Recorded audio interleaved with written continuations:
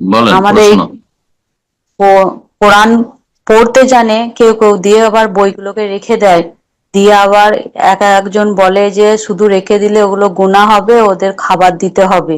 তার জন্য যারা কোরআন পড়তে না মানে তাদেরকেও বলে তোমরা কাকে খাবার দিতে ঘরেতে হবে? রাখো, কোরআনকে খাবার দিতে হবে, মানে কোরআনটা পড়া হচ্ছে না, শুধুই বইটা হ্যাঁ। রেখে দেওয়া। সেই জন্য ওটাকে শুধু ফেলে রাখলে ওটা ঘরের পরিবারের সবারই গুনাহ হবে। যারা পড়তে জানে তারা পড়ছে না, আর ফেলে রেখে দিয়েছে এমনি। যে তাহলে বাড়ির আরো কি যারা পড়তে জানেও না, আরবি জানেই না, তারা সুবহান আল্লাহ বলে উজু করে এসে বইটাকে খুলে হুম।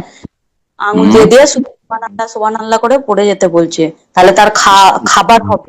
বলছে অনেক মাদ্রাসা শিক্ষিত অনেক কোন কোন মূর্খ বলেছে এটা?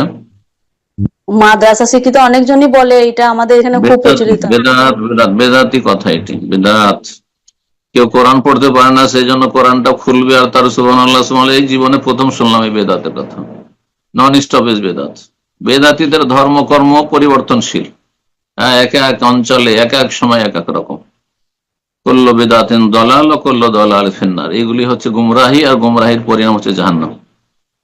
নাসাউল্লাহ সালামত ওয়াল আফিয়া। যে কোরআন তেলাওয়াত করে, তেলাওয়াত করবে, অর্থ বোঝার চেষ্টা করবে। আর যে কোরআন তেলাওয়াত করতে পারে না, যে পারে তার কাছ থেকে শিখবে। জি। কিন্তু কোরআন পড়তে পারে না, সেই জন্য বাড়ির প্রত্যেক সদস্যকে কোরআনটা খুলে একটু ওর হালকা খাওয়াইতে হবে, নাউজুবিল্লাহ। এটা বেদাতি কথাবার্তা, বেদাতি কথাবার্তা।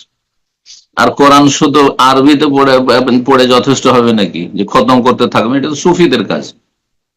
শুধু আরবিতে পড়া যথেষ্ট নয়, কোরআন আরবিতে পড়বেন, ওতেও নেকি রয়েছে, কিন্তু তার চাইতে অনেক বেশি নেকি রয়েছে কোরআনের অর্থ বুঝে তারপরে সে অনুযায়ী আমল করায়। আল্লাহ কোরআন শুধু তেলাওয়াতের জন্য নাজেল করেননি, আবৃত্তির জন্য। কোরআন নাজেল করেছেন জ্ঞান অর্জন করে আমল করার জন্য, বাস্তবায়নের জন্য, কোরআনই জীবন গড়ার জন্য। আল্লাহ বুঝার তৌফিক দান মুসলিম জাতিকে। আমিন।